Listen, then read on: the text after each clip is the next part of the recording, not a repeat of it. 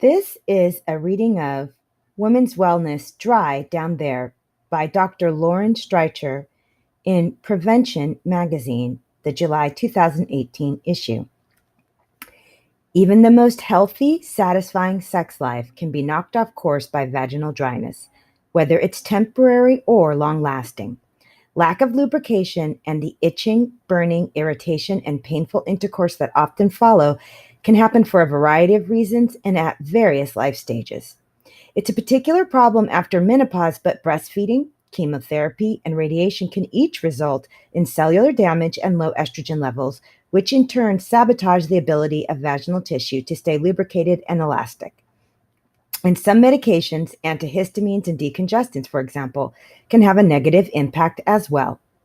Too many women, though, suffer silently, not realizing that this is a highly fixable issue, and doctors often don't broach the topic or aren't familiar with treatment options. So let me help with answers to some common questions. My doctor suggested I try vaginal lubricant. How do you use these, and which one is best? Lubricants are used at the time of intercourse to reduce friction. I recommend silicone types. They're more slippery and last much longer than water-based ones, so you don't need to use as much, and don't irritate the area.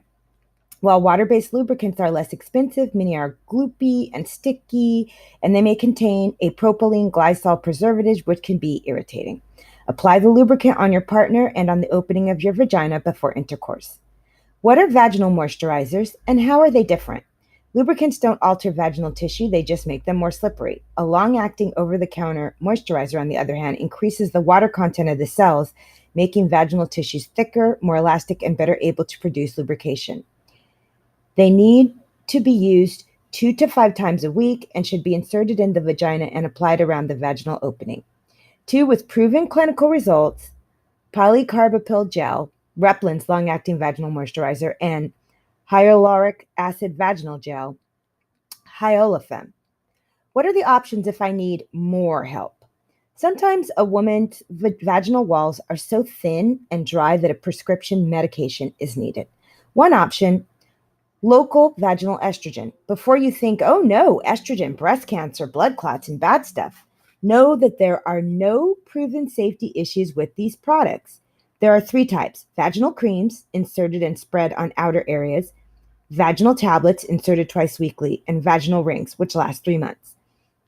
Are there treatments for women who want to avoid estrogen?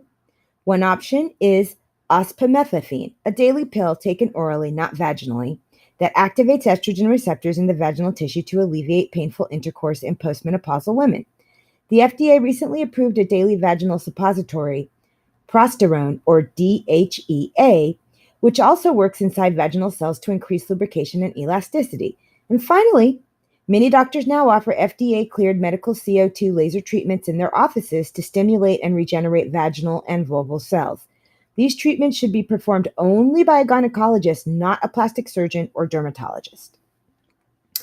This reading of Women's Wellness Dry Down There has been brought to you by Women's First OBGYN, Hampton Roads' premier health and aesthetic center. Women's First offers FemTouch, vaginal rejuvenation with a CO2 laser. This means no estrogen, no pills, and it's permanent. You just need a series of 3 treatments. Call today for your consultation appointment.